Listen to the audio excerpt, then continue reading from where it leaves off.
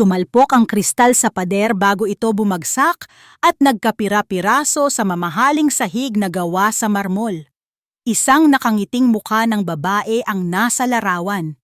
Isang mukha na minsan nang pinagkatiwalaan ni Marco Elizalde ng kanyang buong mundo. Ngayon, ang mukha na iyon ay basag, katulad ng kanyang puso at tiwala. Mga sinungaling! Bulong niya sa sarili. Ang boses ay puno ng lamig at galit. Huminga siya ng malalim, pinilit na pakalmahin ang sarili. Inayos niya ang pagkakatali ng kanyang kurbata at muling umupo sa kanyang malaking leather na upuan. Ang penthouse office niya sa tuktok ng Elizalde Tower ay napapalibutan ng salamin kung saan tanaw ang buong syudad ng Makati. Ngunit para kay Marco, ang lahat ng yaman at kapangyarihan na ito ay walang kwenta. Kulang. May puwang na hindi kayang punan ng pera. Isang tagapagmana. Iyon ang kailangan niya. Hindi isang asawa. Hindi pag-ibig. Isang tagapagmana lang para maipagpatuloy ang legasiya ng mga Elizalde. Ang kanyang mga mata ay bumaling sa isang manipis na folder sa ibabaw ng kanyang mesa. Althea Reyes. Binuklat niya ito. Naroon ang litrato ng isang simpleng babae. Hindi kagandahan tulad ni Katrina, pero may kung anong kalungkutan sa kanyang mga mata na umagaw sa atensyon ni Marco. 26 na taong gulang. Nakatira sa isang simpleng bahay sa Quezon City. Walang trabaho sa kasalukuyan. At ang pinakaimportante sa lahat, desperado. Nakasulat sa report ng kanyang investigador na ang ama ni Althea ay may malaking utang sa ospital at nahaharap pa sa kasong estafa. Kailangan niya ng pera. At iyon ang kailangan ni Marco. Isang taong hindi magtatanong, isang taong susunod lang sa kontrata. Isang sisidlan. Tumunog ang intercom sa kanyang mesa. "Sir, nandito na po si Miss Althea Reyes." "Papasukin mo siya!" utos niya. Ang boses ay walang emosyon. Ilang sandali pa, bumukas ang pinto. Pumasok ang babaeng nasa larawan. Nakasuot ito ng simpleng bestida na halatang ilang beses nang naisuot. Ang sapatos niya ay medyo luma na.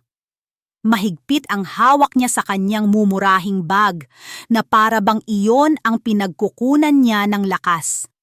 Hindi siya tumingin ng diretso kay Marco. Nakayuko lang ito habang naglalakad palapit sa kanyang mesa. "Maupo ka," sabi ni Marco, hindi man lang ngumiti. Umupo si Althea sa upuan sa harap niya.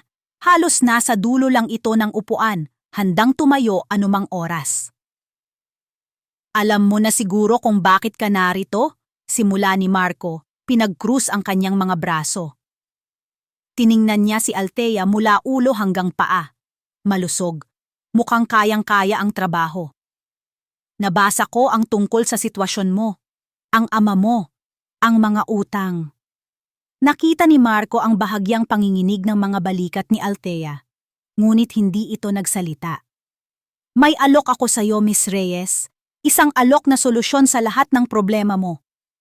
Inilapag niya sa mesa ang isang makapal na dokumento. Ang kontrata. "Dadalin mo sa sinapupunan mo ang anak ko. Sa loob ng 9 na buwan, lahat ng pangangailangan mo ay sasagutin ko. Ang bayad sa ospital ng tatay mo, ang kaso niya, lahat. At pagkatapos mong maisilang ang bata, bibigyan kita ng halaga na hindi mo kikitain kahit magtrabaho ka pa sa buong buhay mo." Sa wakas, nag-angat ng tingin si Althea. Nakita ni Marco ang mga luha na namumuo sa mga mata nito. Ngunit mayroon ding determinasyon. "Ano? Ano po ang mga kondisyon?" Halos pabulong na tanong nito. Ngumisi si Marco. "Simple lang. Walang anumang emosyonal na koneksyon sa bata pagkatapos itong isilang. Ibibigay mo sa akin ang bata at pagkatapos noon, hindi na tayo magkikita pa. Lalagda ka sa isang kasunduan na isinusuko mo ang lahat ng karapatan mo bilang ina. Magiging isa kang estranghero sa sarili mong anak. Isang butil ng luha ang pumatak mula sa mata ni Althea at mabilis niya itong pinunasan. Tumango siya ng dahan-dahan. Ang bawat tango ay tila isang saksak sa kanyang sariling puso. Naiintindihan ko po. Kinuha ni Marco ang isang mamahaling pluma at itinulak ito palapit sa kanya, kasama ang kontrata. Kung gayon, pumirma ka na. Nanginginig ang kamay ni Althea habang inaabot ang pluma. Tinitigan niya ang huling pahina ng kontrata kung saan nakalaan ang espasyo para sa kanyang pangalan. Ito na iyon. Ang presyo ng kaligtasan ng kanyang ama. Ang presyo ng pangarap niyang maging maayos ang buhay nila. Ang kapalit ay ang isang bahagi ng kanyang pagkatao. Ipinikit niya ang kanyang mga mata at mabilis na isinulat ang kanyang pangalan. Althea Reyes. Kinuha ni Marco ang kontrata at sinuri ang pirma. Perpekto. Isang legal na transaksyon. Walang bahid ng emosyon. Tumayo siya at lumapit sa bintana, tinitingnan ang syudad sa ibaba. Hindi niya nilingon si Althea nang magsalita siya, ang boses ay malamig at may diin. Simula sa araw na ito, ang katawan mo ay pag-aari ko na. Isang matinis na iyak ang pumunit sa katahimikan ng delivery room. Sinundan pa ito ng isa at isa pa. Tatlong malulusog na anghel. Nakalimutan ni Althea ang lahat ng sakit at pagod. Napalitan iyon ng isang damdamin na hindi niya pa naramdaman kailanman. Isang pagmamahal na napakalaki na halos hindi magkasya sa kanyang dibdib. Dahan-dahan, inilapit ng nurse ang 3 maliliit na bundle sa kanya. 2 lalaki, 1 babae, ang kanyang mga anak. Miguel, Mateo, at Milagros. Bulong niya, hinahaplos ang malambot na pisngi ng bawat isa. Ang kanyang mga luha ay hindi na dahil sa sakit, kundi sa purong kaligayahan. Inamoy niya ang kanilang natatanging amoy, ang amoy ng bagong silang nasanggol. Hinawakan niya ang kanilang maliliit na kamay na agad kumapit sa kanyang daliri. Sa mga sandaling iyon, sila ay sa kanya. Ang buong mundo niya ay nasa kanyang mga bisig. Alam niyang limitado lang ang oras niya. Kaya sinulit niya ang bawat segundo. Kinabisado niya ang bawat kurba ng kanilang mga mukha. Ang maliit na nunal ni Miguel sa may kilay. Ang makapal na buhok ni Mateo. Ang mahabang pilik mata ni Milagros na kamukhang kamukha ng sa kanya. Nagsimula siyang humimig ng isang lumang oyayi, isang awit na kinakanta sa kanya ng kanyang ina noong siya ay bata pa. Isang awit na tungkol sa mga bituin at sa buwan. Ang kanyang boses ay nanginginig, puno ng pagmamahal at ng paparating na pighati. Huwag ninyong kalilimutan ang boses ni nanay, ha? Pakiusap niya sa mga sanggol na tila nakikinig sa kanya. Kahit anong mangyari, tandaan ninyo, mahal na mahal kayo ni nanay. Ngunit ang oras ay isang kalaban na hindi niya kayang talunin. Isang magalang na katok sa pinto ang gumising sa kanya mula sa kanyang munting paraiso. Pumasok ang isang lalaking nakasuit, may dalang itim na briefcase. Hindi ito si Marco. Ito ang kanyang abogado. Ang taong paalala ng malupit na katotohanan. Miss Reyes! Magalang ngunit malamig na bati ng abogado. I trust everything went well. Hindi sumagot si Thea. Mas hinigpitan niya ang yakap sa kanyang mga anak na para bang kaya niya silang itago mula sa mundo. Inilapag ng abogado ang briefcase sa isang maliit na mesa at binuksan ito. Sa loob, hindi pera ang una niyang inilabas, kundi isang kopya ng kontrata. Ayon sa ating napagkasunduan, sabi ng abogado, itinuturo ang isang particular na sugnay. You have fulfilled your part of the contract at ayon din dito, you are to relinquish all parental rights and have no further contact with the children. Bawat salita ay parang kutsilyong tumatarok sa puso ni Thea. Bigyan niyo pa po ako ng kaunting oras, pakiusap niya, ang boses ay basag. Kahit ilang minuto lang po. Umiling ang abogado, walang mababakas na awa sa mukha nito. I'm sorry, Miss Reyes. The arrangement was clear. The vehicle is waiting. We must avoid any unnecessary attachments. Attachments. Ganun lang ang tingin nila sa mga anak niya. Mga attachments. Isang nurse ang pumasok, may dalang blankong tingin. Ito na ang hudyat. Dahan-dahan, kinuha ng nurse si Miguel mula sa kanyang bisig. Pagkatapos ay si Mateo. Sa huli, si Milagros na nagsimulang umiyak. Ang iyak ni Milagros ay sinabayan ng pagtulo ng mga luha ni Thea. Naramdaman niya ang unti-unting pagkawala ng bigat sa kanyang mga braso na napalitan ng isang nakakabinging kahungkagan. Ang kanyang mga kamay ay naiwang nakabukas, naghahanap ng mga anak na wala na. Miss Reyes. Iniabot ng abogado sa kanya ang isang makapal na sobre. Sa loob nito ay isang manager's check. Ang bayad para sa kanyang mga anak. Ang bayad para sa kanyang kaluluwa. Hindi niya ito magawang tingnan. Nang makalabas siya ng ospital, sinalubong siya ng malakas na ulan. Tila nakikidalamhati ang langit sa kanya. Ang lamig ng ulan ay gumagapang sa kanyang balat, ngunit wala itong panama sa lamig na nararamdaman niya sa loob. Tumayo siya sa gitna ng ulan, hawak-hawak ang sobre. Tumingala siya sa langit. Hinayaang mabasa ng ulan ang kanyang muka, umaasang mahuhugasan nito ang lahat ng sakit. Pero hindi. Doon, sa ilalim ng madilim na kalangitan, bumagsak siya sa kanyang mga tuhod. Ang kanyang mga hikbi ay naging malakas na iyak, isang sigaw ng isang inang pinagkaitan ng kanyang mga anak. Ang sobreng hawak niya ay nabasa at nabaluktot, ngunit hindi niya ito binitawan. Ito ang presyo. Ito ang kapalit. Isang buwan ang lumipas. Ang pera mula sa kontrata ay nagligtas sa kanyang ama. Nabayaran ang ospital, naayos ang kaso. Ngunit ang kaligtasan ng kanyang pamilya ay naging simula ng kanyang personal na impyerno. Araw-araw, gabi-gabi, hinahanap niya ang kanyang mga anak. Ang kanyang mga braso ay laging nakakaramdam ng kahungkagan.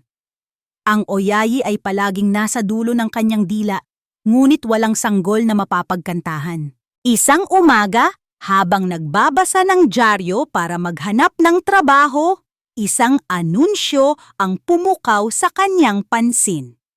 Wanted! Nanny urgently needed for newborn triplets. Must be experienced and willing to live in. High salary. Location? Forbes Park, Makati. Nanigas si Thea sa kanyang kinauupuan. Forbes Park. Triplets. Ang kanyang puso ay nagsimulang tumibok ng napakabilis. Hindi ito maaaring maging isang pagkakataon lamang.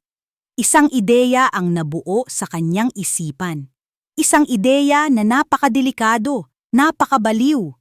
Ngunit para sa isang ina na handang gawin ang lahat para sa kanyang mga anak, walang ideyang masyadong baliw.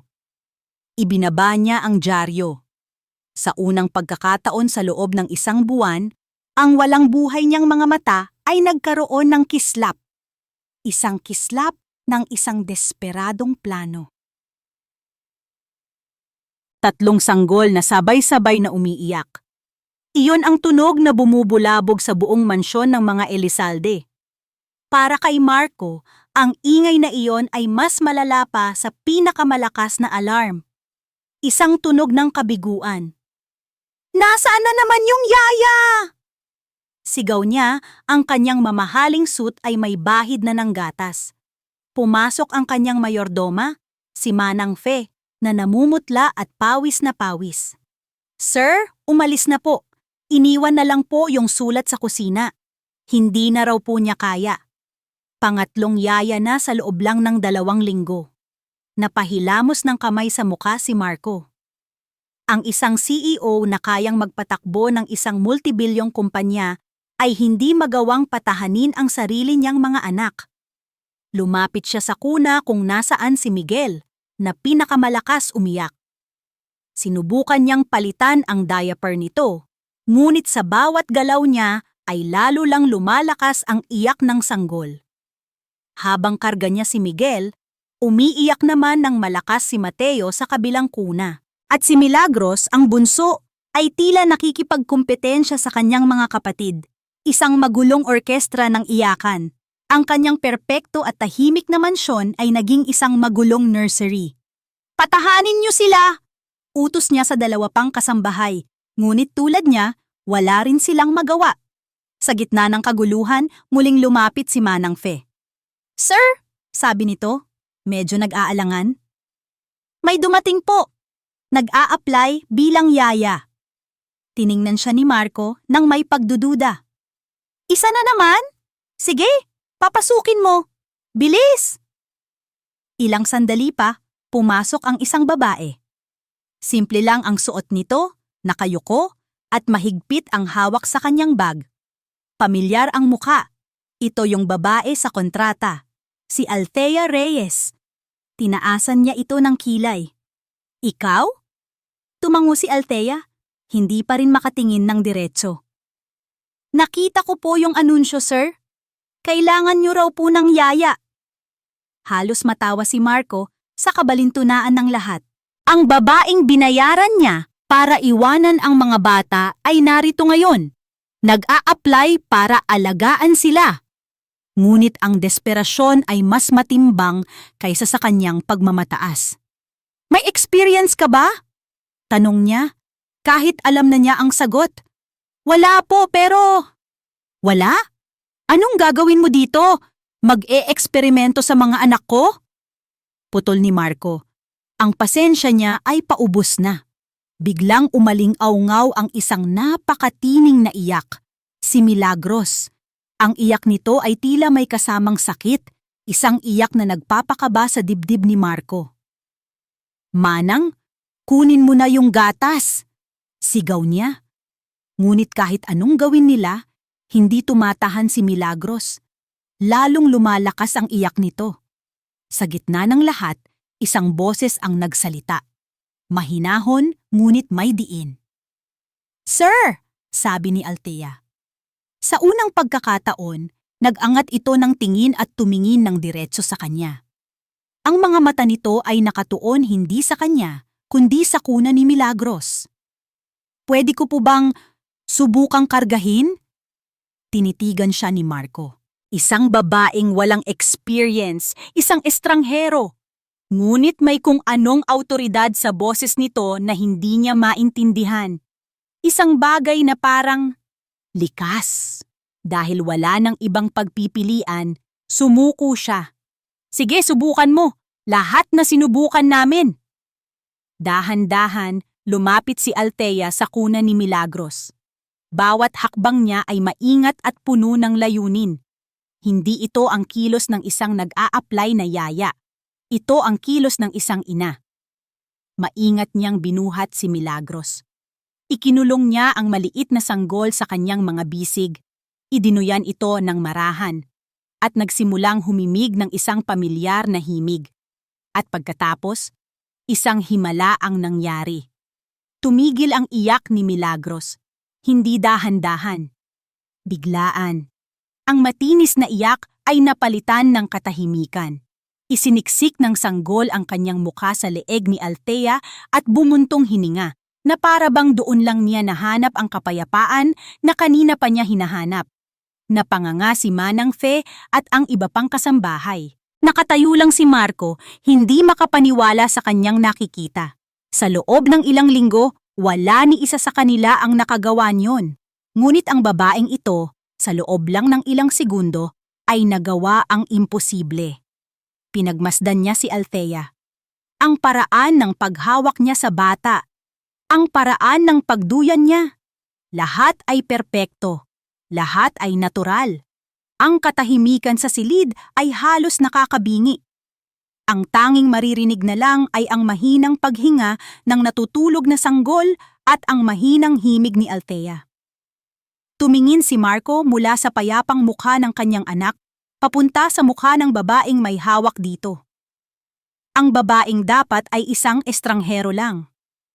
Huminga siya ng malalim, ang kanyang isip ay puno ng pagtataka at isang kakatwang pakiramdam na hindi niya mapangalanan.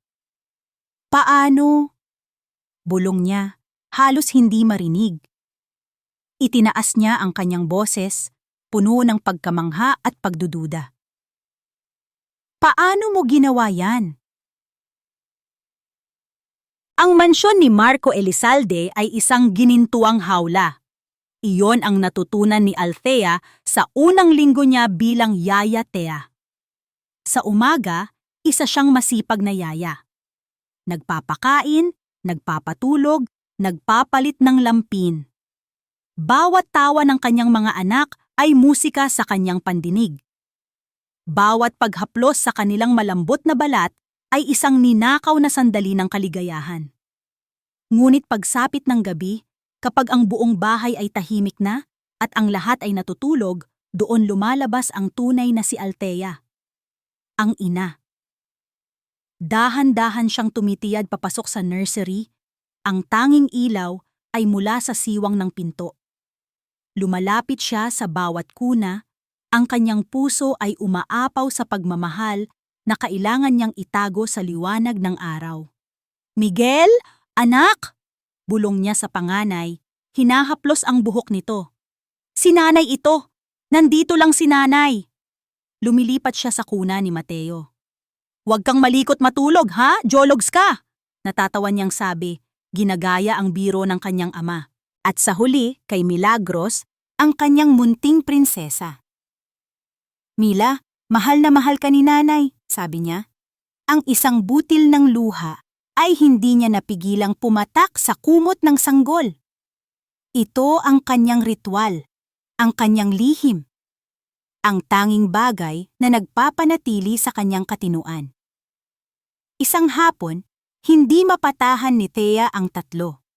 Sabay-sabay silang umiiyak at walang anumang laruan o duyan ang nakakapagpakalma sa kanila. Sa pagod at pag-aalala, isang bagay ang kusang lumabas sa kanyang bibig. Ang lumang oyayi ng kanyang ina. Ang awit na kinanta niya sa ospital. Tumingin sa mga bituin, "Oh, munting anghel ko!" Ang kanyang boses ay malambing at puno ng damdamin. Nawala siya sa sarili, ipinikit ang mga mata habang dinuduyan si Mateo sa kanyang mga bisig. Unti-unti, humina ang mga iyak. Si Miguel ay nagsimulang maghikab. Si Milagros ay pumikit na. Nang imulat ni Thea ang kanyang mga mata, nanigas siya. Nakatayo sa may pintuan si Marco, nakasandal sa hamba, ang mga braso ay nakakrus sa dibdib. Hindi niya alam kung gaano na ito katagal doon. Ang mukha nito ay seryoso, walang emosyon, ngunit ang mga mata nito ay matamang nakatitig sa kanya. Magandang kanta yan, sabi ni Marco, ang boses ay kalmado. Hindi ko pa yan narinig dati. Naramdaman ni Thea ang pag-akyat ng dugo sa kanyang mukha. Kanta po iyon sa probinsya namin, sir. Kinakanta po ng lola ko. Isang mabilis na kasinungalingan. Isang kasinungalingang kailangan para mabuhay. Tumangulang si Marco, ngunit nanatili ang kanyang mga mata sa kanya, tila sinusuri ang bawat galaw niya bago ito tumalikod at umalis. Huminga ng malalim si Thea, ang kanyang puso ay kumakabog na parang tambol. Muntik na. Kinagabihan, habang naghahanda siya ng hapunan para kay Marco, hindi pa rin maalis sa isip niya ang nangyari. Nanginginig pa rin ang kanyang mga kamay. "Sir, heto na po ang sopas ninyo," sabi niya, inilalapag ang mangkok sa mesa. Sa hindi inaasahang pagkakataon, natabig niya ang baso ng tubig. Sa kanyang pag-iwas, ang mainit na sopas ay tumapon, diretso sa puting-puting polo ni Marco. "Ay! Diyos ko po!" sigaw ni Thea sa taranta. "Sorry po, sir! Nako, sorry po!" Kumuha siya ng tissue at sa sobrang pag-aalala, walang pag-aalinlangang pinunasan niya ang dibdib ni Marco. Doon lang niya napansin kung gaano sila kalapit sa isa't isa. Amoy na amoy niya ang mamahaling pabango nito. Nakikita niya ang maliliit na butil ng pawis sa noo nito. Nagkatinginan sila. Nakita ni Thea ang gulat sa mga mata ni Marco, ngunit hindi galit. Dahan-dahan, hinawakan ni Marco ang kamay niya para pigilan siya. Ang hawak nito ay magaan ngunit may kuryenteng gumapang sa buong braso ni Thea. "Okay lang, Thea," sabi ni Marco. Ang boses ay mas malumanay kaysa karaniwan. "Damit lang to." Napabitaw si Thea na parang napaso. Nag-init ang kanyang buong muka. "Sorry po talaga, sir." "It's okay," ulit ni Marco, binitawan na ang kanyang kamay. Ngunit ang pakiramdam ng hawak nito ay nanatili. Buong gabi, ang insidenteng iyon ay paulit-ulit sa isip ni Thea. Ang lapit nila, ang hawak niya, ang pagbanggit niya sa pangalan niya na walang yaya. Kinagabihan, bago matulog, pinanood niya ang mga sanggol mula sa baby monitor sa kusina. Nakatulog na sila ng mahimbing. Napangiti siya. Kahit anong takot at pagod, sulit ang lahat basta't nakikita niya silang ligtas at payapa. Hindi sila mapakali kapag wala ka. Halos mapatalon si Thea sa gulat. Si Marco. Nakatayo sa likuran niya, nakatingin din sa monitor. Lahat ng yaya, sinukuan sila. Patuloy ni Marco, ang boses ay mababa at seryoso. "Pero sa'yo, iba. Sa'yo, payapa sila." Hindi alam ni Thea ang sasabihin. Humarap si Marco sa kanya. Ang mga ilaw sa kusina ay malabo, nagbibigay ng anino sa kanyang mukha, ngunit ang intensidad sa kanyang mga mata ay malinaw na malinaw. Tila may hinahanap ito. Tila may gusto itong maintindihan. "Thea," sabi niya, at ang simpleng pagbanggit sa kanyang pangalan ay nagpatindig ng balahibo sa kanyang batok. "May tanong ako." Naghihintay siya, ang kanyang paghinga ay nakabitin sa ere. "Bakit ganun na lang ang pag-aalaga mo sa kanila?" Tanong ni Marco, ang kanyang tingin ay tumatagos sa kaluluwa niya. Para mo silang sariling anak. Para mo silang sariling anak." Ang tanong na iyon ay nanatiling nakabitin sa isipan ni Marco. Ilang linggo matapos niya itong bitawan sa kusina. Ang sagot ni Thea ay lohikal at propesyonal. Ngunit para kay Marco, mayroon itong kulang. May lalim sa mga mata nito noong gabing iyon na hindi kayang ipaliwanag ng simpleng trabaho lang. Naging ugali na ni Marco ang umuwi ng mas maaga. Ang dating Elizalde Tower na dati kanlungan niya mula sa isang tahimik na mansyon ay naging isang lugar na gusto na niyang lisanin pagsapit ng 5:00. Gusto na niyang umuwi. Gusto na niyang marinig ang ingay, ang maliliit na tawa, ang paminsan-minsang iyak, at ang mahinang oyayi ni Thea. Ang kanyang mansyon ay nagkaroon ng puso. At ang puso na iyon ay si Thea at ang 3 bata. Isang gabi, nagising si Marco sa isang hindi pangkaraniwang katahimikan. Walang tunog mula sa baby monitor. Kinabahan siya. Mabilis siyang bumangon at nagtungo sa nursery.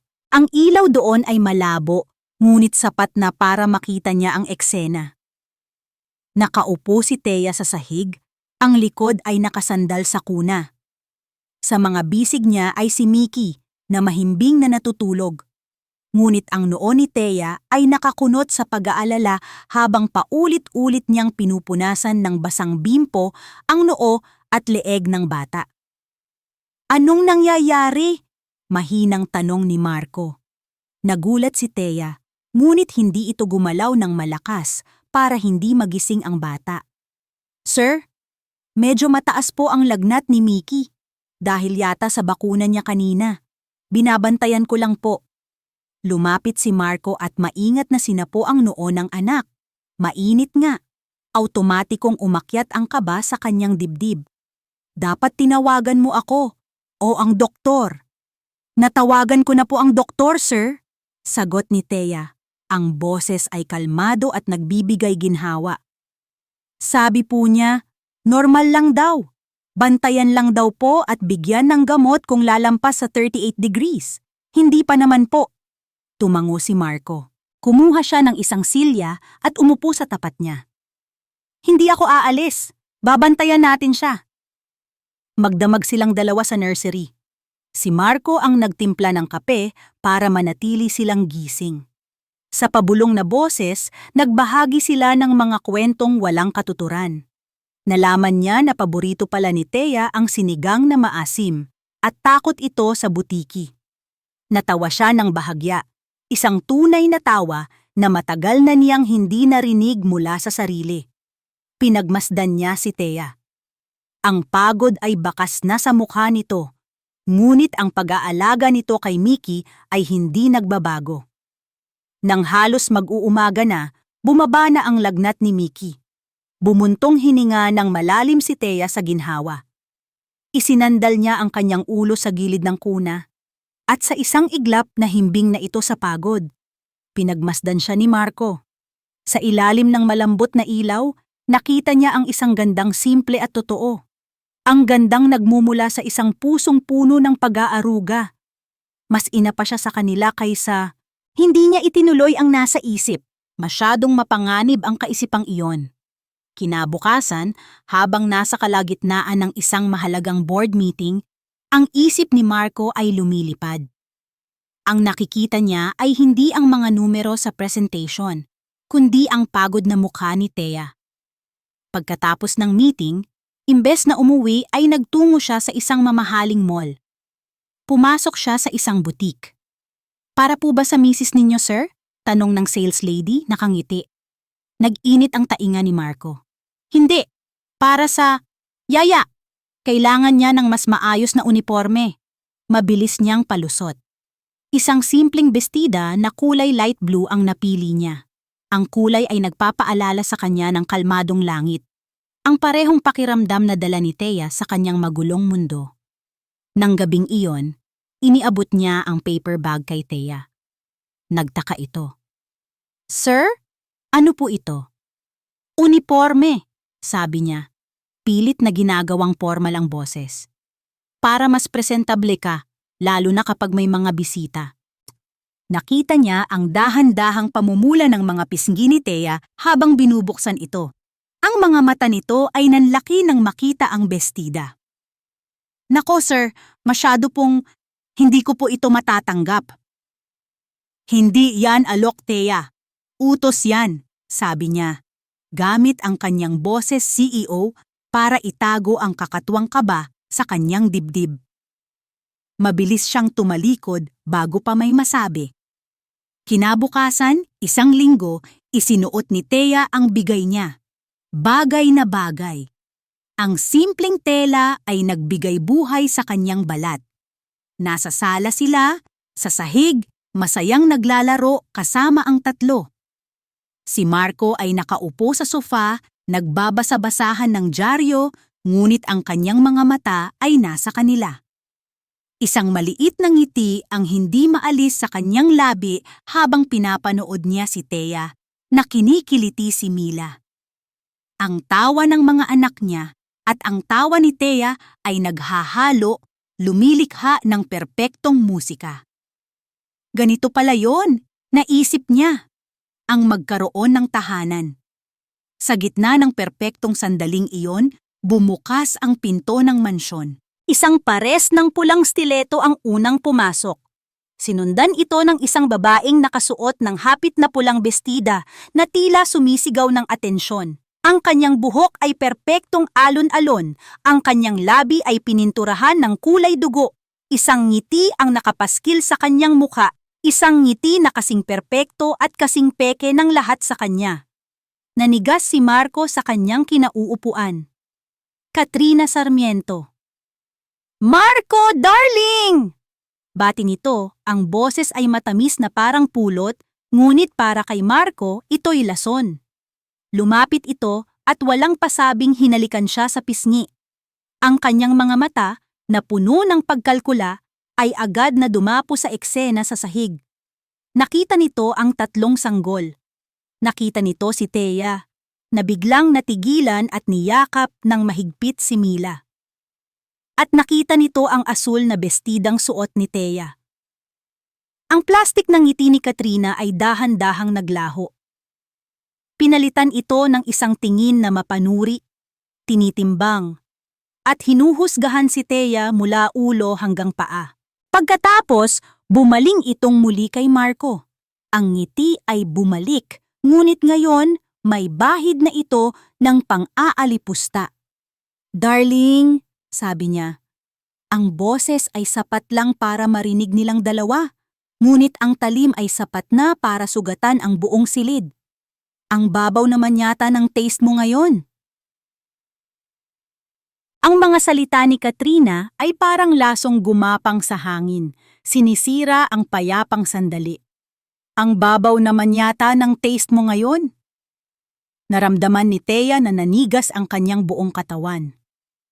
Ang asul na bestida na kanina lang ay nagbibigay sa kanya ng kakatwang kumpiyansa ay tila naging isang uniporme ng kahihiyan.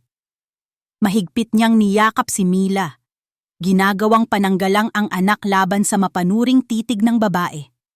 Hindi siya makatingin. Ang tanging gusto niya ay maging invisible.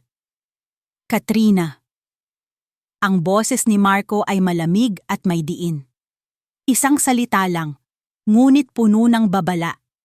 Bahagya itong humakbang, banayad na inilalagay ang sarili sa pagitan ni Thea at ni Katrina. Ang simpleng galaw na iyon ay isang malinaw na mensahe.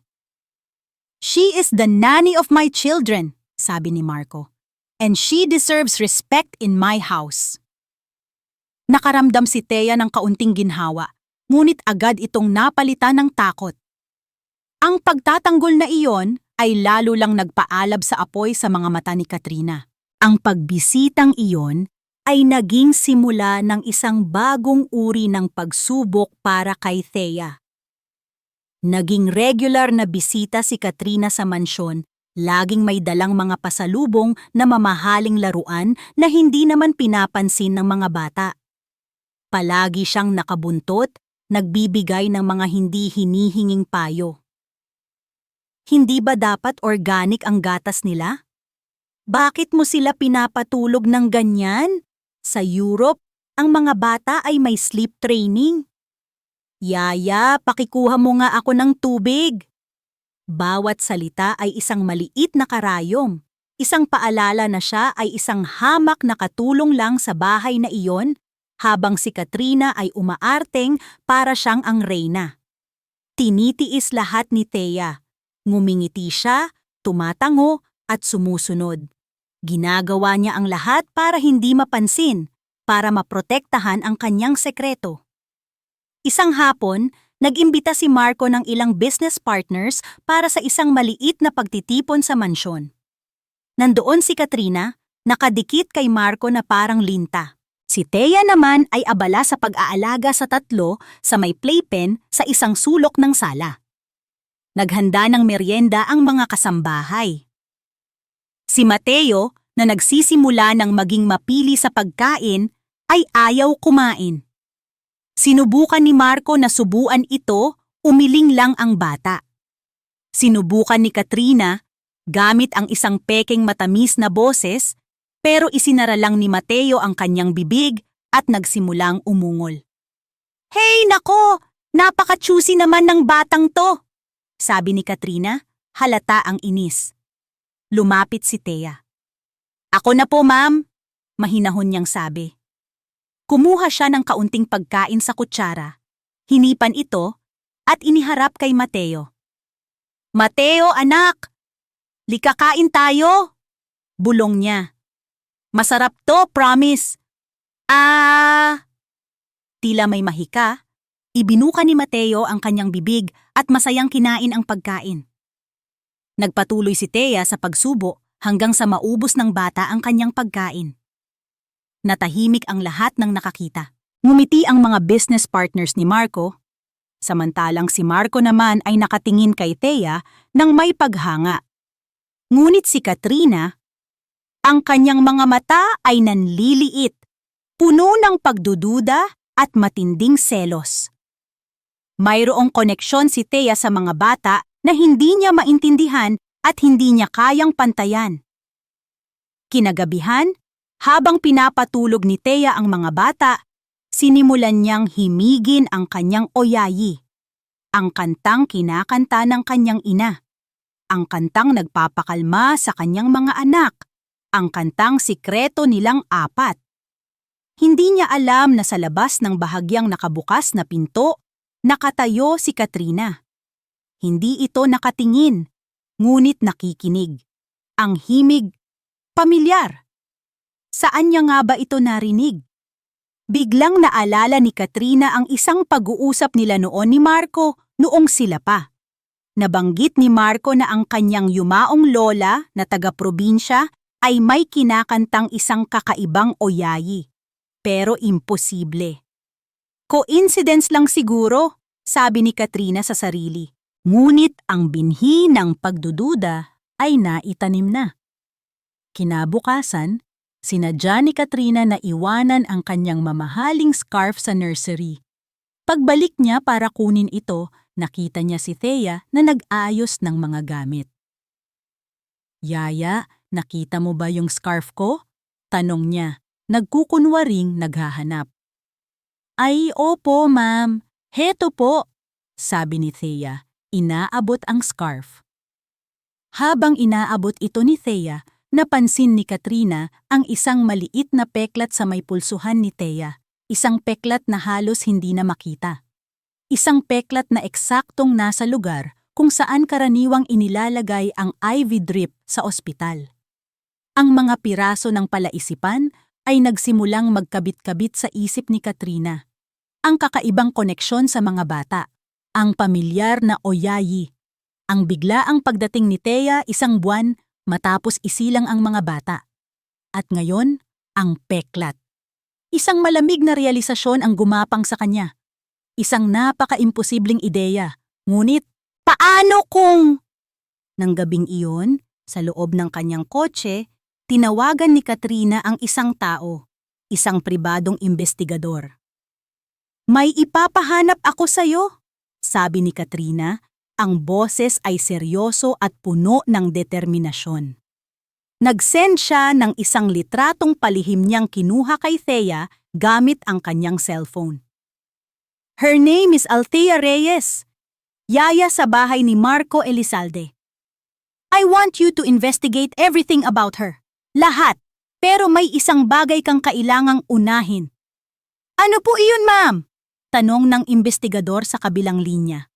Huminga ng malalim si Katrina, ang kanyang mga mata ay nag-aapoy sa pananabik at galit. "Alamin mo kung nasaan siya at kung anong ginagawa niya 10 buwan na ang nakalipas." "Anong ibig mong sabihin na hindi na siya pwedeng maging yaya ng mga anak ko?"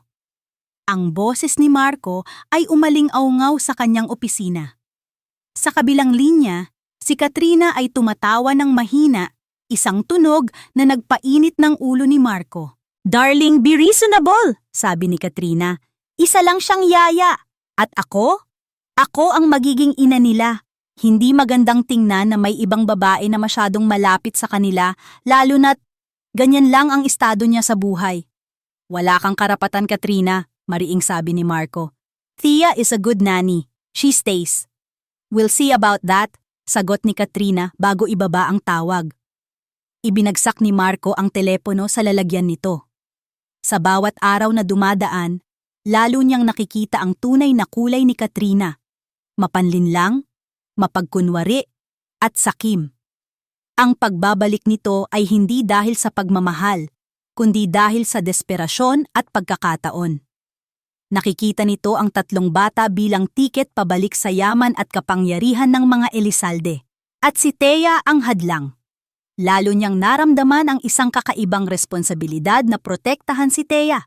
Hindi lang bilang amo, kundi bilang isang bagay na mas malalim, isang bagay na hindi pa niya handang pangalanan. Sa gitna ng kanyang pag-iisip, tumunog ang kanyang cellphone. Isang numero na hindi pamilyar. Nang sagutin niya ito, isang humihikbing boses ang kanyang narinig. Ang ina ni Thea. Sir Marco, pasensya na po sa abala. Si Thea po, pwede ko po bang makausap? Wala siya rito. Nasa mansyon siya. Anong problema, ginang? Tanong ni Marco, biglang kinabahan. Ang asawa ko po. Ang tatay ni Thea. Dinampot po ng mga pulis. May warrant of arrest daw po para sa kasong estafa. Sabi ng abogado namin, kailangan daw po ng malaking pera para sa piyansa kung papayagan man. Sir, hindi po namin alam ang gagawin. Nanigas si Marco. Ang kaso ng ama ni Thea. Ang dahilan kung bakit pumayag si Thea sa kontrata. Huminahon po kayo, ginang, sabi ni Marco. Pilit na pinapakalma ang sarili. Huwag kayong mag-alala. Aayusin ko to. I'll send my lawyer. Pagkababa niya ng tawag, agad niyang tinawagan ang kanyang personal na abogado, si Attorney Cruz. Find out everything about this case, utos niya, Tos. Lahat ng detalye. I want to know who is behind this. Buong araw, hindi mapakali si Marco. Ang kanyang isip ay nahahati sa pag-aalala para sa ama ni Thea at sa iritasyon kay Katrina. Pag-uwi niya ng gabi, ang mansyon ay tahimik. Nakita niya si Manang Faye sa sala. Nasaan si Thea? Tanong niya. Nasa hardin po, sir. Mula pa po kanina. Ayaw pong kumain. Sagot ni Manang Faye, bakas ang pag-aalala. Pinuntahan ni Marco si Thea sa hardin. Nakaupo ito sa isang bench, nakatingin sa malayo, ang mga mata ay namumugto. Ang balikat nito ay nanginginig sa bawat pigil na hikbi. Ang malakas at masayahing babae na kilala niya ay biglang naging napakarupok. Umupo siya sa tabi nito, hindi nagsasalita. Hinayaan niya lang itong maramdaman na may kasama ito. Pagkaraan ng ilang sandali, inabot niya ang isang panyo mula sa kanyang bulsa. Gamitin mo to, sabi niya. Kinuha ito ni Thea. Ang mga daliri ay nanginginig. Salamat po, sir. Pasensya na po. Huwag kang humingi ng pasensya, sabi ni Marco. Nakausap ko ang nanay mo. I told her my lawyer will handle it. Nag-angat ng tingin si Thea. Ang mga mata ay puno ng gulat at pasasalamat. Talaga po, sir?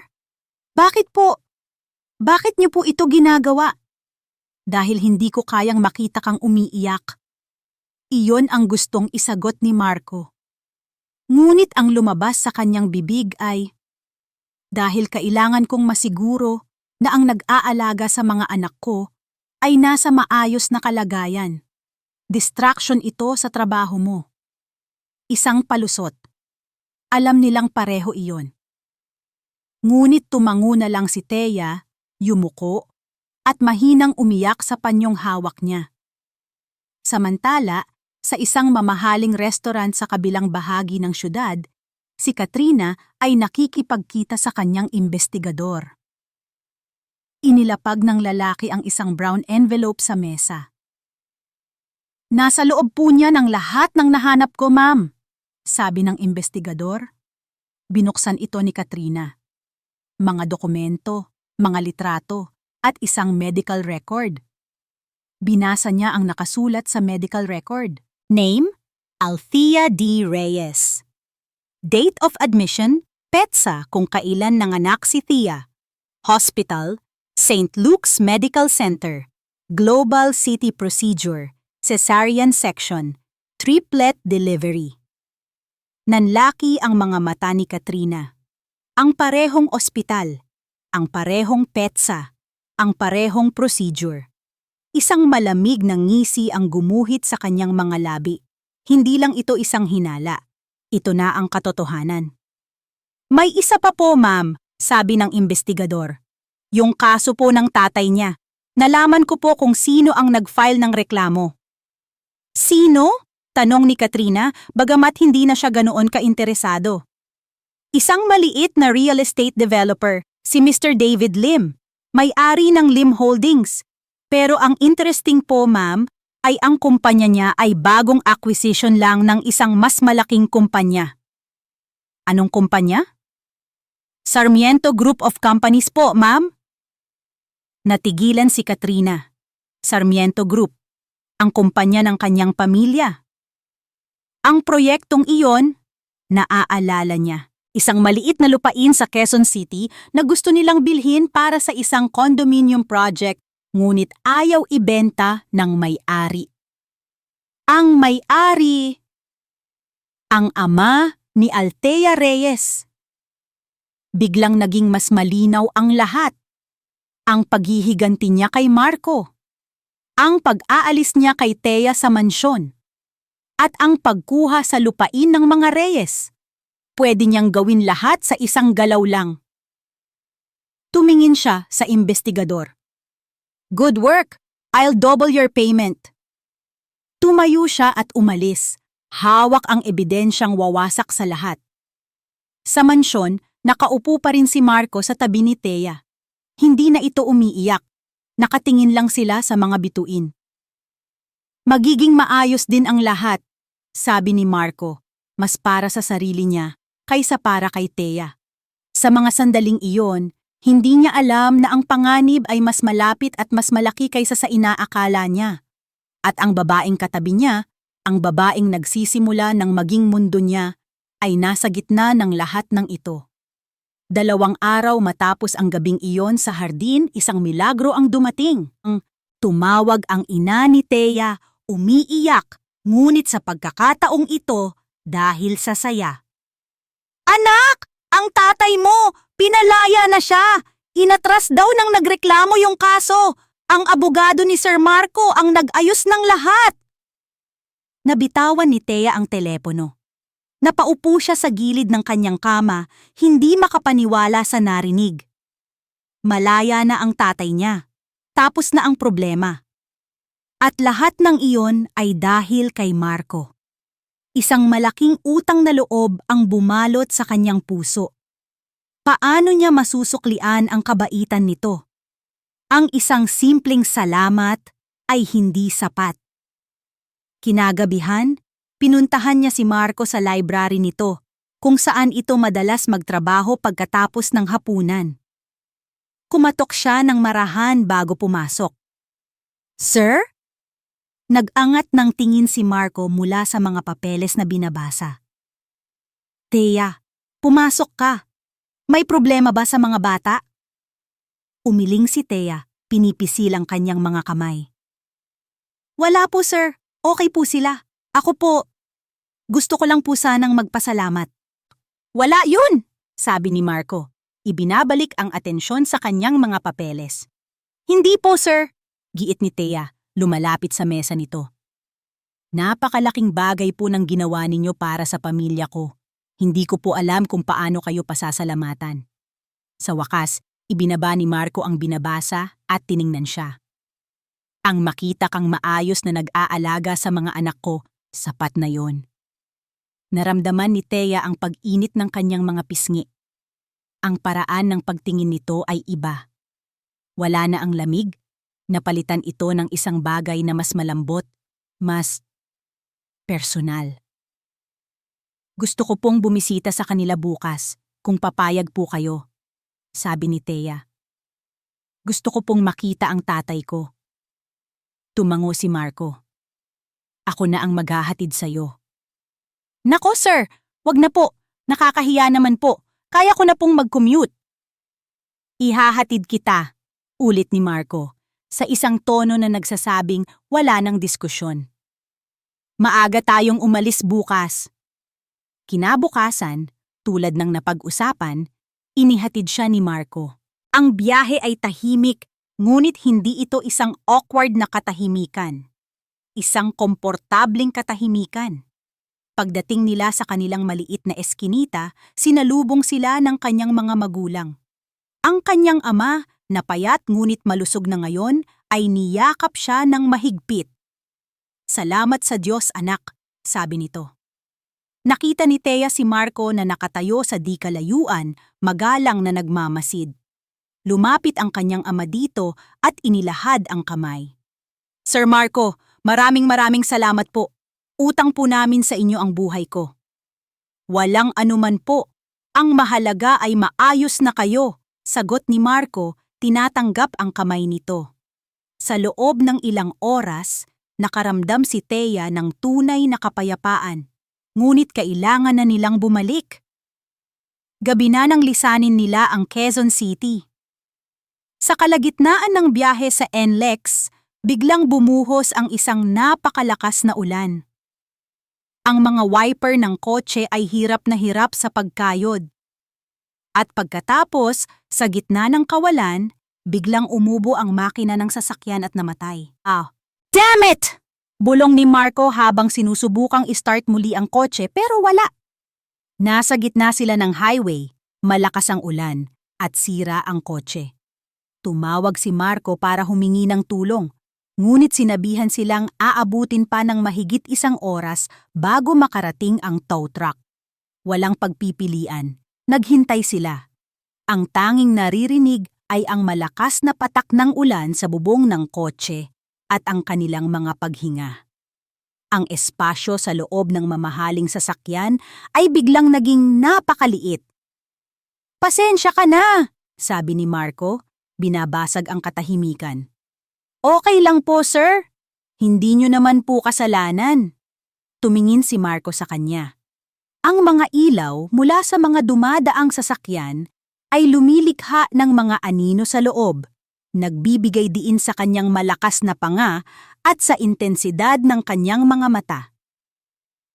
"Thea, wag mo na akong tawaging sir kapag tayong dalawa lang," sabi niya. Nagulat si Thea. "Ano po? Ano pong itatawag ko sa inyo?"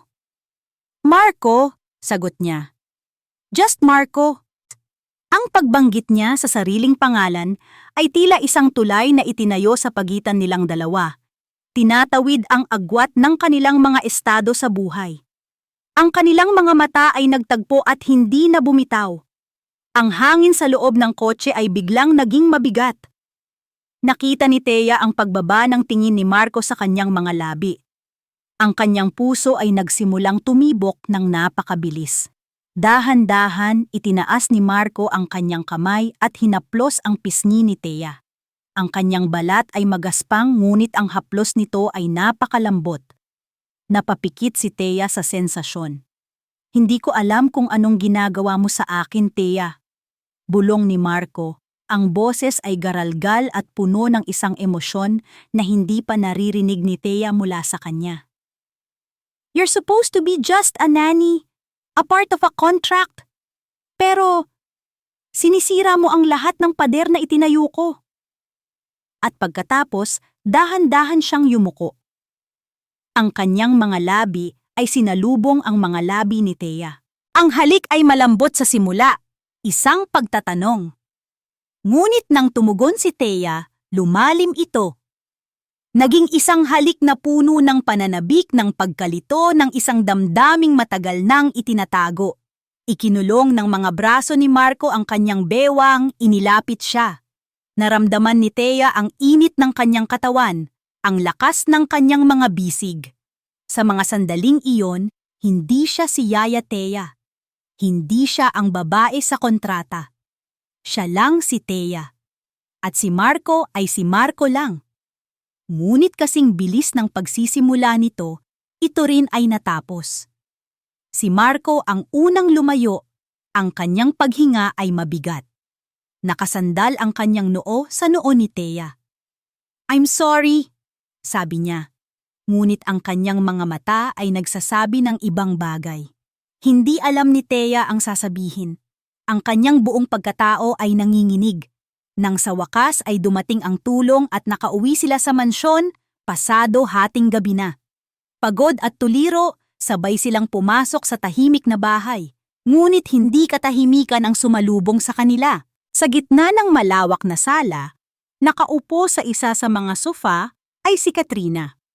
Ang kanyang mga binti ay magkadekwatro at isang mapanuyang ngiti ang nakapaskil sa kanyang mukha.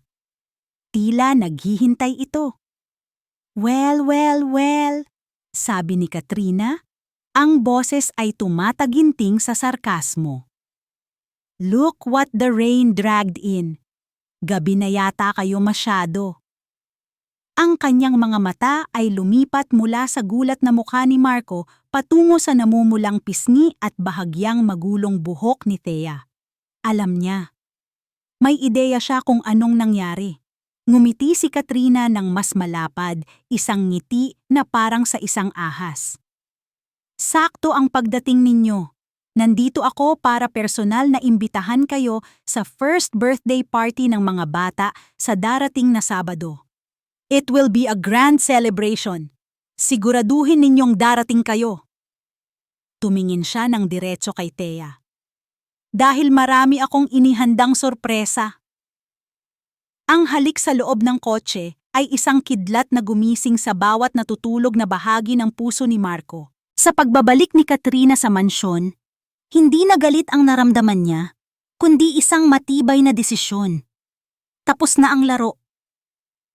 Sa mga sumunod na araw bago ang party, si Marco ay naging isang taong may misyon. Habang si Katrina ay abala sa pag-aasikaso sa mga supplier para sa party, si Marco naman ay abala sa pagpaplano ng kanyang sariling kinabukasan. Isang kinabukasan na, sa unang pagkakataon sa loob ng maraming taon, ay gusto niyang mangyari. Isang kinabukasan kasama si Thea. Ang plano niya ay simple. Una, pagbibigyan niya ang party ni Katrina. Para sa mga bata. Para sa publiko. Isang huling pagkakataon na magpanggap.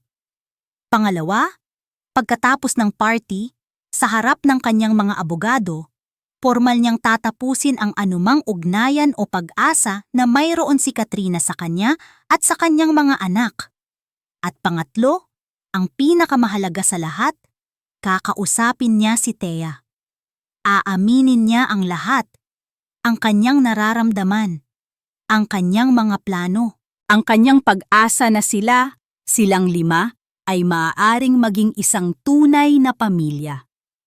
Isang hapon, habang naglalakad siya sa pasilyo, napadaan siya sa silid ni Thea. Bahagyang nakabukas ang pinto. Nakita niya itong nakaupo sa sahig, seryosong nananahi. Hindi ito isang mamahaling tela. 3 maliliit na piraso ng puting tela lang. Maingat niyang binuburdahan ang mga ito. Isang maliit na araw para kay Miguel, isang buwan para kay Mateo, at isang kumpol ng mga bituin para kay Milagros, mga maliliit na bib. Ang kanyang regalo para sa mga bata. Napangiti si Marco.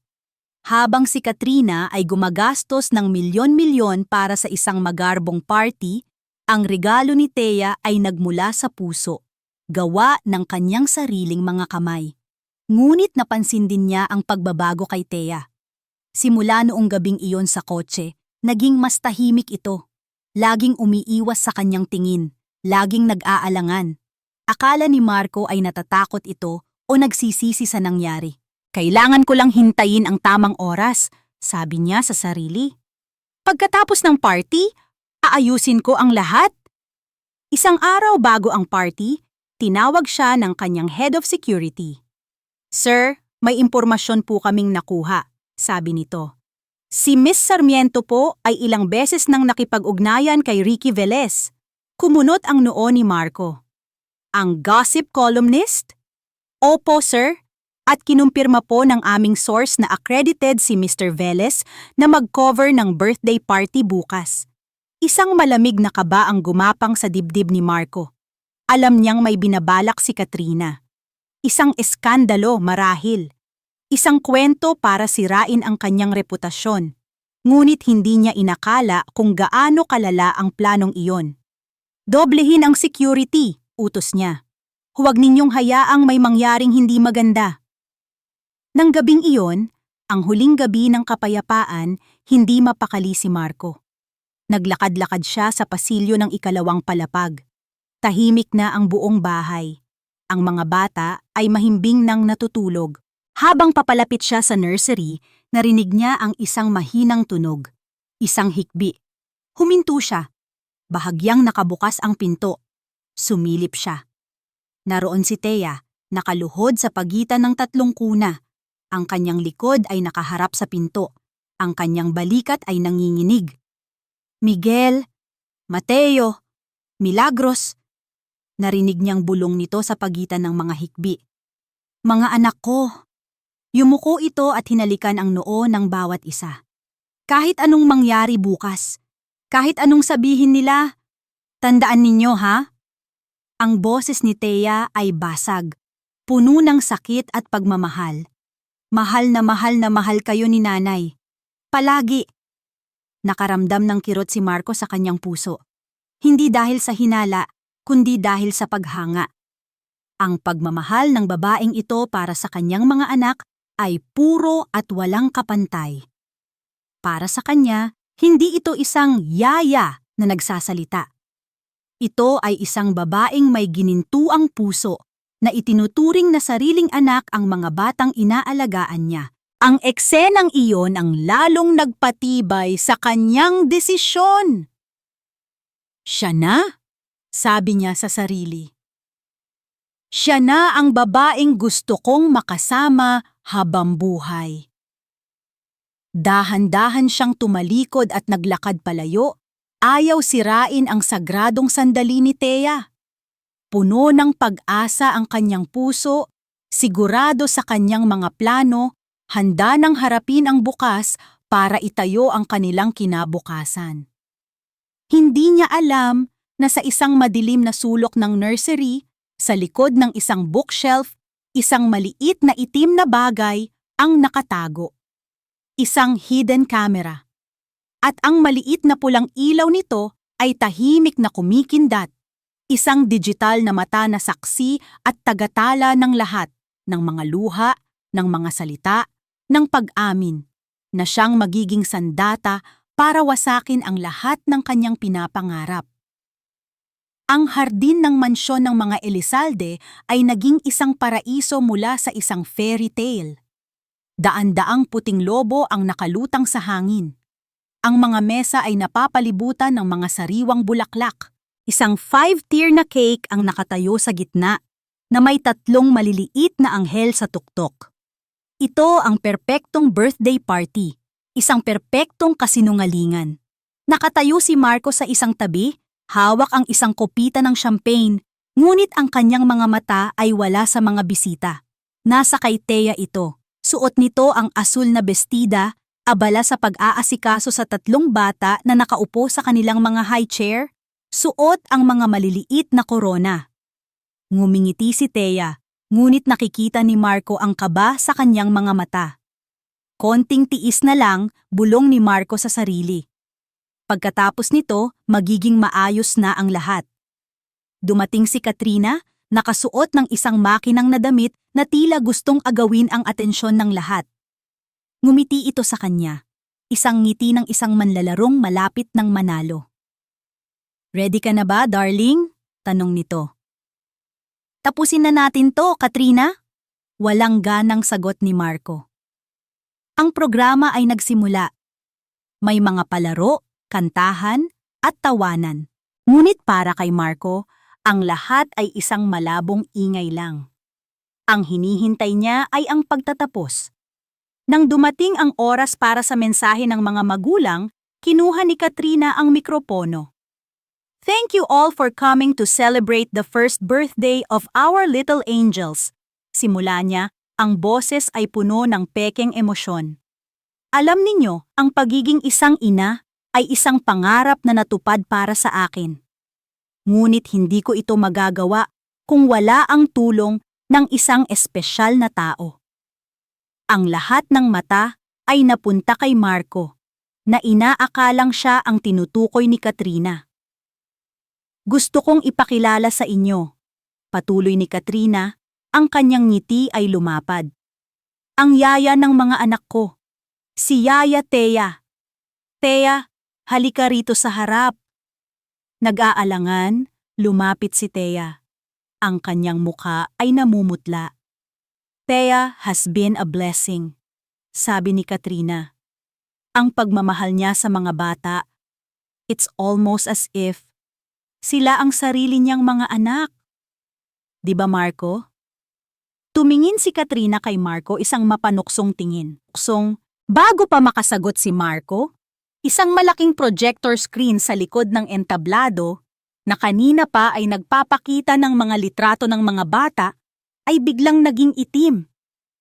At pagkatapos, isang video ang lumabas. Isang pamilyar na silid.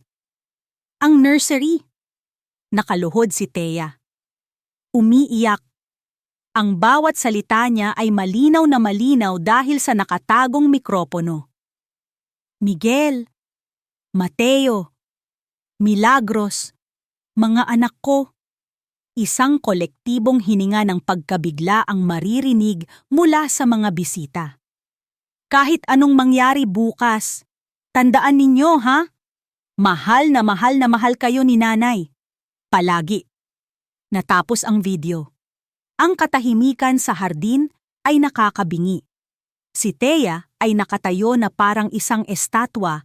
Ang lahat ng kulay ay nawala sa kanyang mukha. Ang kanyang mga mata ay nanlalaki sa takot, nakatingin kay Marco. Si Marco ay hindi makagalaw. Ang mga salita, "Anak ko, nanay," umuulit-ulit sa kanyang isipan. Hindi. Isang pagkakamali. Mahal lang talaga niya ang mga bata. Iyon lang iyon. Ngunit si Katrina ay hindi pa tapos. Ngumiti siya ng buong tagumpay. Isang napakagaling na aktres, hindi ba? Sabi ni Katrina sa mikropono. Pero alam niyo kung ano ang mas magaling? Ang katotohanan. May iniabot sa kanya ang isang assistant. Isang pamilyar na dokumento. Ang kontrata. Baka nagtataka kayo kung bakit ganun na lang ang pagmamahal ni Yaya Thea sa mga anak ko. Sabi ni Katrina, itinaas ang kontrata para makita ng lahat. Dahil ang babaeng ito, si Althea Reyes, ay hindi lang isang yaya. Siya ang surrogate mother na binayaran ni Marco para lang dalhin ang mga bata sa kanyang sinapupunan. Siya ang tunay na ina, ang pagsabog. Ang bawat salita ay isang bala na tumama kay Marco. Surrogate. Kontrata. Ina. Ang mga piraso ng palaisipan ay nagkabit-kabit sa isang nakakakilabot na larawan. Ang himala sa nursery noong unang araw. Ang oyayi. Ang koneksyon na hindi niya maintindihan. Ang lahat ay isang malaking kasinungalingan. Ang sakit ng pagtatraidor, ang parehong sakit na naramdaman niya kay Katrina noon, ay bumalik 10 beses na mas matindi. Ang pag-asa na itinayo niya sa kanyang puso ay gumuho sa isang iglap. Ang babaeng pinagkatiwalaan niya, ang babaeng nagsimula na niyang mahalin, ay niloko lang siya. Isang desperadong babae na lumabag sa kontrata para makapasok sa pamilyang ito. Sigaw ni Katrina. Isang manloloko! Lumingon si Marco kay Thea. Ang kanyang mukha ay wala ng emosyon, isang maskara ng malamig na galit. Nakita niya ang mga luha na dumadaloy sa mga mata ni Thea, ang pag-iling ng ulo nito, ang pakiusap. Ngunit ang nakikita lang niya ay ang mukha ng isang traidor. Totoo ba? Tanong ni Marco. Ang boses ay mahina, ngunit puno ng panganib. Hindi makasagot si Thea. Tanging mga hikbi lang ang lumalabas sa kanyang bibig. Ang kanyang katahimikan ay ang kumpirmasyon. Marco, please! Pakiusap ni Thea. Huwag mong banggitin ang pangalan ko! Sigaw ni Marco, ang kanyang boses ay umaling-awngaw sa buong hardin. Ang lahat ng sakit, galit, at pagkasira ng puso ay sumabog sa isang salita. Sinungaling! Tinuro niya ang gate. Umalis ka sa pamamahay ko. Ngayon din. Sir, parang awa niyo na. Sinabi kong umalis ka. Sigaw niya muli. 2 security guard ang lumapit kay Thea. Hinawakan nila ito sa braso. Huwag! Ang mga anak ko! Sigaw ni Thea. Nagpupumiglas, ang kanyang mga mata ay nakatingin sa 3 bata na nagsisimula ng umiyak dahil sa komosyon. Hinila siya ng mga guard palayo. Ang kanyang mga iyak at pakiusap ay unti-unting humina habang inilalayo siya mula sa party, mula sa mansyon, mula sa kanyang mga anak. Naiwan si Marco na nakatayo sa gitna ng nasirang selebrasyon. Ang mga bulungan ng mga bisita ay parang mga bubuyog sa kanyang tainga. Ang tawa ng tagumpay ni Katrina ay isang tunog na gusto niyang burahin. Ngunit ang pinakamasakit sa lahat ay ang tunog ng tatlong umiiyak na sanggol. Ang kanilang mga iyak ay tumatagos sa kanyang puso. Isang paalala ng kanyang kabiguan. Umiiyak sila. At sa unang pagkakataon sa loob ng maraming buwan, wala si Thea doon para patahanin sila. Ang daan palabas ng mansyon ay ang pinakamahabang nilakaran ni Thea sa buong buhay niya. Bawat hakbang palayo ay isang saksak sa kanyang puso. Ang mga hikbi ng kanyang mga anak ay umuulit-ulit sa kanyang isipan. Isang symphony ng pagdurusa. Nang makalabas siya sa gate, doon lang siya bumagsak sa kalsada. Ang kanyang mga tuhod ay sumayad sa magaspang na semento. Hindi niya alam kung paano siya nakauwi. Marahil ay sa awa ng isang taxi driver na nakakita sa kanyang kalagayan. Ang alam lang niya, pagdating niya sa kanilang maliit na bahay, sinalubong siya ng nag-aalalang mukha ng kanyang ina. Niyakap niya ito at doon ibinuhos ang lahat ng sakit, lahat ng pagsisisi, lahat ng pangungulila. Wala na sila, Nay. Kinuha na nila ang mga anak ko. Iyak niya. Sa loob ng kanyang kwarto, niyakap niya ang isang maliit na damit sanggol na hindi niya naibigay bilang regalo. Inamoy niya ito, umaasang maaamoy pa niya ang kanyang mga anak. Ang bawat sulok ng kwarto ay isang paalala ng kanyang kabiguan. Ang mga pader ay tila lumiliit, sinasakal siya sa kanyang kalungkutan. Hindi siya kumain, hindi siya natulog. Tanging pag-iyak lang ang kaya niyang gawin. Samantala sa mansyon, ang katahimikan pagkatapos ng party ay mas malala pa sa ingay kanina. Si Katrina ay pinaalis na rin ni Marco sa isang malamig na paraan na nagsasabing wala na itong babalikan pa. Ngunit ang galit ni Marco kay Katrina ay hindi maikukumpara sa sakit na nararamdaman niya dahil sa panloloko ni Thea. Magdamag, ang tatlong bata ay hindi tumigil sa pag-iyak. Sinubukan ng mga bagong yaya na patahanin sila. Sinubukan ni Manang Fe. Sinubukan ni Marco. Ngunit wala. Ang hinahanap nila ay isa lang, ang kanilang ina. Unggol ni Miguel sa pagitan ng mga iyak, para itong isang suntok sa sikmura ni Marco. Kahit sa pag-iyak, ang pangalan pa rin ni Thea ang tinatawag ng kanyang anak. Kinaumagahan, pumasok sa library ni Marco ang kanyang pinagkakatiwalaang assistant, si Alex, na may dalang isang folder. Mukha itong pagod at balisa. "Sir?" sabi ni Alex. "May kailangan po kayong malaman." "Kung tungkol yan sa babaeng yun, ayokong marinig," malamig na sagot ni Marco, nakatingin sa labas ng bintana. "Sir, tungkol po ito sa kaso ng tatay niya," giit ni Alex. "Yung inutos niyo pong imbestigahan. Nakuha na po ng abogado natin ang buong file." Inilapag ni Alex ang folder sa mesa. "Inatras po yung kaso, pero may isang bagay po na nakapagtataka. Ang nag-file po ng reklamo ay si Mr. David Lim ng Lim Holdings. At ang Lim Holdings, sir, ay binili ng Sarmiento Group of Companies 3 buwan na ang nakalipas." Dahan-dahang lumingon si Marco, ang Sarmiento Group, ang kumpanya ni Katrina. Ayon po sa record ng City Planning Office, patuloy ni Alex, may plano po ang Sarmiento Group na magtayo ng isang high-rise condominium sa lugar kung nasaan ang bahay ng mga Reyes.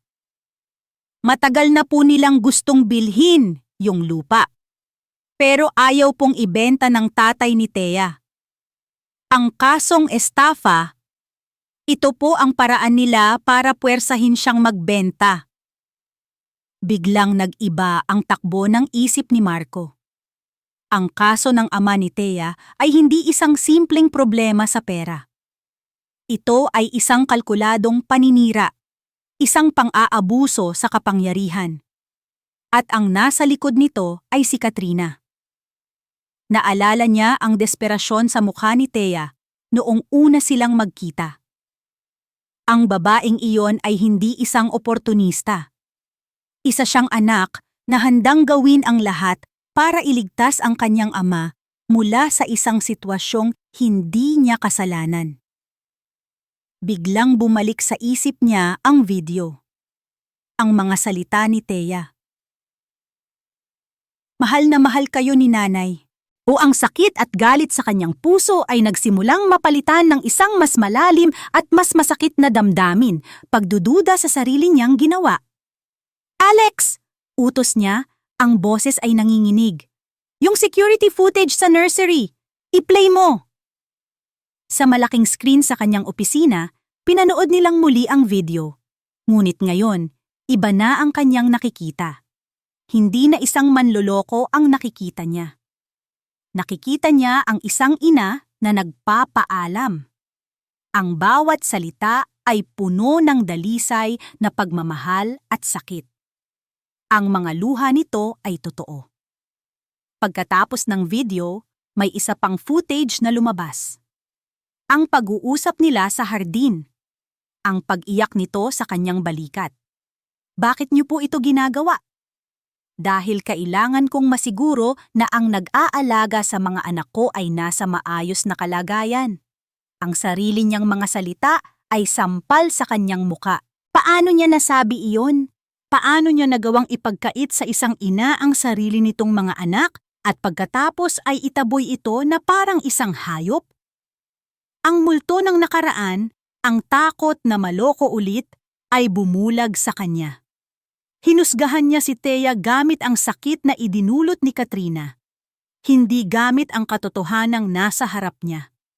Gumuho ang mundo ni Marco. Ang bigat ng kanyang pagkakamali ay dumagan sa kanya. Sir? Nag-aalalang tanong ni Alex. Tumayo si Marco. Ang kanyang mga mata ay determinadong muli, ngunit sa ibang dahilan. Hindi na para protektahan ang kanyang yaman o pangalan, kundi para itama ang isang karumal-dumal na pagkakamali. Ihanda mo ang sasakyan, utos niya. Saan po tayo pupunta, sir? Sa mga bata, sabi ni Marco. Pupuntahan natin ang mga bata. Pumunta siya sa nursery. Ang tatlong sanggol ay pagod na sa kaiiyak, ngunit ang mga hikbi ay naroon pa rin. Kinuha niya si Miguel. Kinuha ni Manang Faye si Mateo. At si Alex, kahit nagulat, ay binuhat si Milagros. Pupuntahan natin ang nanay ninyo, bulong ni Marco kay Miguel. Binuhat nilang tatlo ang mga bata at isinakay sa kotse. Walang dalang gamit. Walang plano. Tanging isang desperadong pangangailangan na itama ang lahat. Minaneho ni Marco ang sasakyan. Binagtas ang pamilyar na daan papunta sa Quezon City. Bawat metro na nilalakbay nila ay isang metro palapit sa pagpapatawad o sa habambuhay na pagsisisi. Huminto ang mamahaling sasakyan sa harap ng isang maliit, simpleng bahay. Bumaba si Marco. Maingat niyang kinuha si Milagros mula kay Alex. Karga niya ang isang anak, habang ang dalawa pa ay karga ng kanyang mga tauhan. Tumayo siya sa harap ng pinto ng mga Reyes, ang puso niya ay kumakabog ng mas mabilis kaysa noong haharap siya sa pinakamalaking business deal ng kanyang buhay. Huminga siya ng malalim. Handa na siyang harapin ang kanyang pinakamalaking pagkakamali. Ang katok sa pinto ay mahina, halos nag-aalangan, ngunit sapat na para marinig sa loob ng maliit na bahay. Ang ina ni Thea ang nagbukas ng pinto. Ang kanyang mukha ay nagpakita ng gulat, pagkatapos ay galit, nang makita niya kung sino ang nasa labas. Anong ginagawa mo rito? Matapang niyang tanong. Ngunit ang galit sa kanyang mga mata ay biglang napalitan ng pagkamangha nang makita niya ang nasa likod ni Marco. Ang tatlong sanggol, ang kanyang tatlong apo. Si Thea, na narinig ang boses ng kanyang ina, ay lumabas mula sa kanyang kwarto. Ang kanyang mga mata ay namumugto at walang buhay. Ngunit nang makita niya ang tatlong bata, isang kislap ang bumalik. "Mga anak!" bulong niya. Sa sandaling marinig ng mga bata ang kanyang boses, nagsimula silang umungol at iwinawasiwas ang kanilang mga kamay, gustong makalapit sa kanya. Si Milagros, na karga ni Marco, ay umiyak at iniunat ang mga braso patungo kay Thea. Ito ang eksenang sumira sa natitirang pader sa puso ni Marco. Walang salitang namutawi, lumapit si Thea. Kinuha niya si Milagros mula sa mga bisig ni Marco. Ang kanilang mga kamay ay bahagyang nagdikit. Isang kuryenteng gumapang, ngunit ngayon puno ito ng sakit at pagsisisi. Niyakap ni Thea si Milagros ng napakahigpit. Nilalanghap ang amoy ng kanyang anak. Kinuha rin niya si Miguel at Mateo at umupo siya sa sahig, pinalilibutan ng kanyang tatlong kayamanan. Ang kanyang mga luha ay muling dumaloy, ngunit ngayon may bahid ito ng kaligayahan. Ang mga magulang ni Thea ay tahimik na nagmamasid, pinipigilan ang sariling mga luha. Si Marco ay nanatiling nakatayo sa may pintuan, isang estranghero na nagmamasid sa isang perpektong pamilya na siya mismo ang sumira. Alam niyang wala siyang karapatang pumasok. "Thea!" sabi niya. Ang boses ay basag. Hindi siya nilingon ni Thea. Patuloy lang itong hinahalikan at niyayakap ang kanyang mga anak. "Patawarin mo ako," sabi ni Marco. Ang dalawang salitang iyon ay ang pinakamahirap, ngunit pinakatotoong salita na lumabas sa kanyang bibig. "Nabulag ako ng nakaraan. Nabulag ako ng takot. Hinusgahan kita nang hindi inaalam ang buong katotohanan. I'm so sorry, Thea." Dahan-dahang nag-angat ng tingin si Thea. Ang kanyang mga mata ay puno pa rin ng sakit. "Bakit ka nandito, Marco?" "Dahil kailangan nila ang nanay nila," sabi ni Marco tumingin sa mga bata. "At kailangan ko rin siya." Inilabas niya ang isang folder na dala ni Alex. "Nalaman ko na ang lahat, ang tungkol sa kaso ng tatay mo, ang paninira ni Katrina. Inihanda na ng mga abogado ko ang kaso laban sa kanila. Hindi lang para sa tatay mo, kundi para na rin sa'yo, para sa paninirang puri na ginawa niya." Tumingin si Thea sa kanyang mga magulang. Nakita niya ang pag-unawa sa kanilang mga mata. "Hindi sapat ang sorry, Marco," sabi ni Thea. Ang boses ay matatag na ngayon. "Sinaktan mo ako. Ipinahiya mo ako. Inalisan mo ako ng karapatan sa sarili kong mga anak sa harap ng maraming tao." "Alam ko," mabilis na sagot ni Marco. "At wala akong karapatang humingi ng kapatawaran. Pero nandito ako, nakikiusap. Hindi para sa akin, para sa kanila." Itinuro niya ang tatlong bata na ngayon ay masayang naglalaro sa kandungan ng kanilang ina. "Isang gabi lang silang nawalay sa'yo, Thea. Pero parang isang taon na ng pagdurusa ang dinaanan ko. Hindi ko kaya. Hindi namin kaya nang wala ka." Isang mahabang katahimikan ang namagitan. Ang tanging maririnig ay ang maliliit na tawa ng mga bata. Tumayo si Thea, karga pa rin si Mila. Humarap siya kay Marco. Pinagmasdan niya ang mukha nito. Ang dating malamig at aroganteng CEO ay nawala na. Ang kaharap niya ngayon ay isang lalaking pagod, nagsisisi at desperado. "Ang pagpapatawad ay hindi madali," sabi ni Thea. "Alam ko," sagot ni Marco. "At maghihintay ako, kahit gaano katagal. Araw-araw, pupuntahan ko kayo dito. Araw-araw, ipapakita ko sa iyo na karapat-dapat ako sa pangalawang pagkakataon." Tumulo ang luha mula sa mata ni Thea. "Hindi mo na kailangang gawin yon." Huminga siya ng malalim. Lahat tayo nagkakamali, Marco. Ako, dahil naglihim ako. Ikaw, dahil hinayaan mong lamunin ka ng galit mo. Pero ang mga batang ito, wala silang kasalanan. Karapatan nilang magkaroon ng buong pamilya. Isang maliit na ngiti ang sumilay sa mga labi ni Thea. Karapatan nilang magkaroon ng ama at ina. 6 na buwan ang lumipas. Ang tunog ng alon ang musika sa kanilang paligid. Ang puting buhangin ay mainit sa kanilang mga paa. Nakatayo si Thea sa dalampasigan, suot ang isang simpleng puting bestida. Pinapanood niya si Marco na masayang nakikipaghabulan sa 3 makukulit na bata. Si Miguel ay tumatakbo na, habang si Mateo at Milagros ay masayang gumagapang sa buhangin. Ang tawa ni Marco ay malaya at totoo. Ang dating kulubot sa kanyang noo ay napalitan ng mga ngiti. Lumapit si Marco sa kanya, karga-karga si Milagros. "Masaya sila," sabi ni Marco, nakangiti. "Masaya tayong lahat," pagtatama ni Thea. Sa ilalim ng papalubog na araw, ibinaba ni Marco si Milagros para makipaglaro sa mga kapatid nito. Humarap siya kay Thea. May kinuha siya sa kanyang bulsa. Hindi isang folder, hindi isang kontrata. Isang maliit na kahon. Lumuhod siya sa harap ni Thea sa buhangin. "Thea," simula niya, ang kanyang boses ay nanginginig sa emosyon. "Sinimulan natin to sa isang kontrata. Isang kasunduan na walang puso. Gusto kong tapusin yun ngayon at simulan ang isang bago." Binuksan niya ang kahon. Sa loob, isang simpleng singsing na may isang maliit na diamante ang kumikinang. Hindi ito isang kontrata. Ito ay isang pangako. Isang pangako ng habambuhay na pagmamahal, pagtitiwala at pag-unawa.